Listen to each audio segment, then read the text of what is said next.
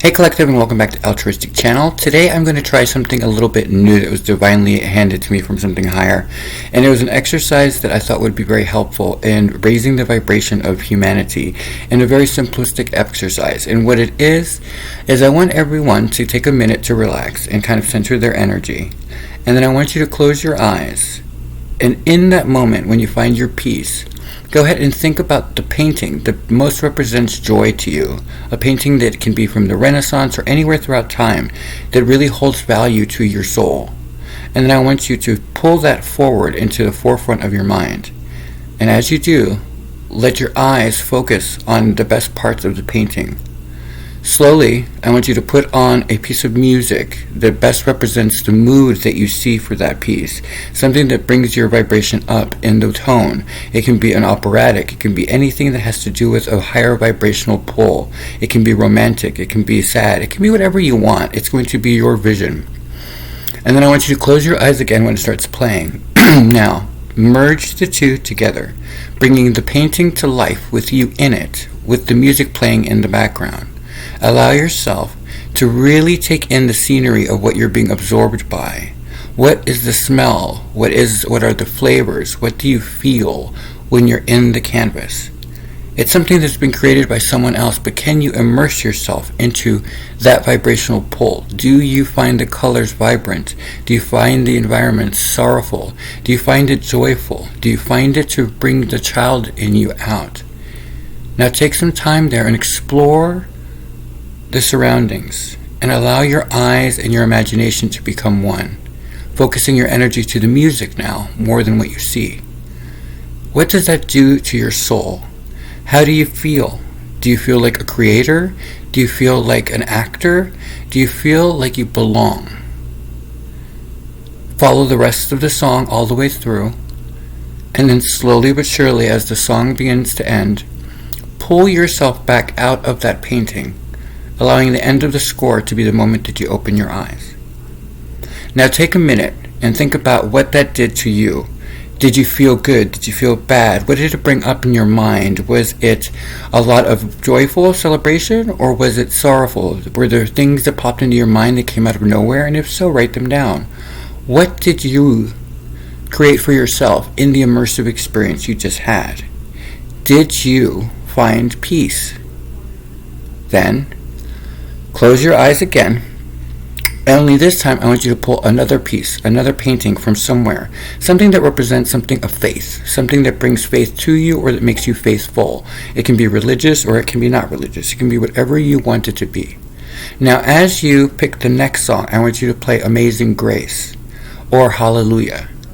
And I want you to take the time to coordinate the two, having now that in the front of your mind. I want you to once again close your eyes as the song begins, and I want you to re-enter that painting. Only this time, I want you to see it as a painting hanging in the grand architect's home, whether that is an alien advanced race or whether that's God or Allah or whatever. And I want you to envision yourself in the painting, in that house, and I want you to look at life in that way for a moment. Immerse yourself into the experience and find the peace and serenity that goes with the music, whether it be Hallelujah or Amazing Grace. How do you feel? What do you smell? What do you see?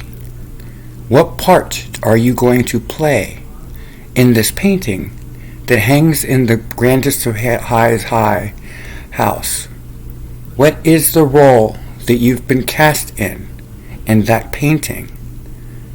And what will you do to truly enjoy the experience of what the architect has created for you? Finish listening to the song, leaving your eyes closed. Feel what you need to feel, and as the song ends, slowly but surely, pull yourself back out of that vision, out of that painting, and bring yourself back to center. What did you learn? Did you find solace? Were you rejoiceful? Were you happy with your choices?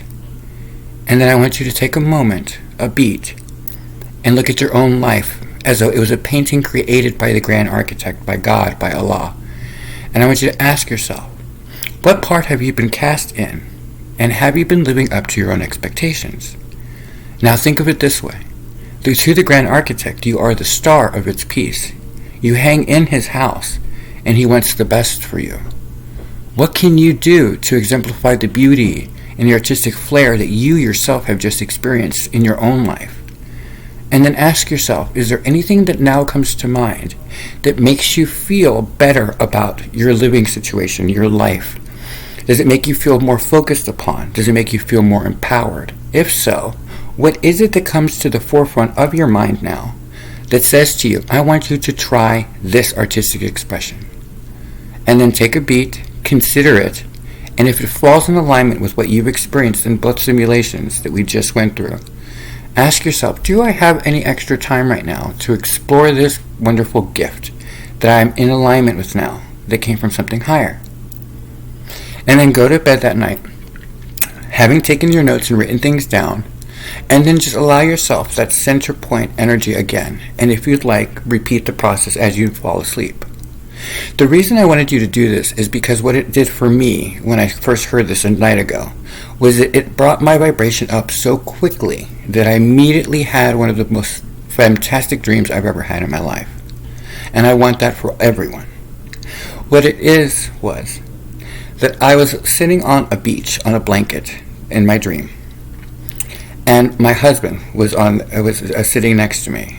On his chest was one of our kids, and then surrounding me, one in my armpit, one in the other armpit, and one laying on my chest, 4 total. And we were listening to an audio tape, something that we must have been listening to. It was very, very uplifting for the kids, and they were very much enjoying it. And it was playing on the iPod. My husband was playing with my hair as he was reading something with the other kid on his chest. And as we're enjoying it, the wind kicks up and my hair starts to flow. My husband makes a really sweet comment. The kids giggle and say that we're disgusting, which they would. And immediately, I felt bliss. And it was a blissful experience. It was my own canvas that I was creating in my own subconscious mind that was coming to the forefront. And as I sat there, the youngest kid, or as I lied there, the youngest kid decided to get up and hit the fast forward on the iPod. And sure enough, a song came on. And it was Whitney Houston's I Want to Dance with Somebody. So my husband throws down what he's reading. He immediately puts the baby on to the side, and the kids now are holding him, and asks me to dance. And so my husband and I on this beach that I've never seen before, on a blanket, as the sun starts to set, begin to dance to I Want to Dance to Somebody as ridiculously as we possibly could. As we continued on, the kids could not stop giggling. They were laughing and they were having the best time. It was like tears of joy coming out of all of our faces. And it was the epitome of a blissful situation. And I was asked at the end of the dream, is this a dream or is this a premonition? How much energy would you be willing to put in to contact your partner and somehow energetically pull them into this vision? And I said, well, that was a very interesting question. How would you do that? And I just realized it would be by sharing how I got to that vision. Interestingly enough, the one thing that was clear to me by the end of the dream that raised my vibration so quickly was that I asked my husband in the dream, I said, when we get married, I want you to bring this painting to me, created by your own artist, about this moment, so that when it happens in real life, we will all be able to share in it because it was captured in that painting. And we will hang it in our living room. And the interesting part was that my husband said on one condition, that each of the kids in the years that follow each get their own painting when they're of age from the vantage point where they're not in it, but they're seeing the rest of the family. And do you know what the point was? That if something heaven forbid ever happens to any one of us in the family, we reach that destination in that painting that we experienced in real life, only in premonition at that point. When that 0 point comes, when all gravity pulls into it, where we experience it, we've seen it, and we know it, that they and we will be able to meet at that destination when we transition ultimately. And I thought, how incredibly powerful would that be? And as I sat there and I reflected on this today, as I was going through my day, I really, really couldn't help but really enjoy everything I saw. Every moment that I had, every breeze that came through my skin. I was at the beach, everything. And wouldn't you know it, my vibration has not dropped since then. And it probably won't. Because I saw a vision of love, of the epitome of truth. And the man that I can't get enough of yet. And so it should be very interesting if that all manifests. But just imagine as a collective, if we spent half the time doing exercises like these in a way that brings all of the leadership and all of the people in our world together, what a difference that would be for the vibration of planet Earth. Good night.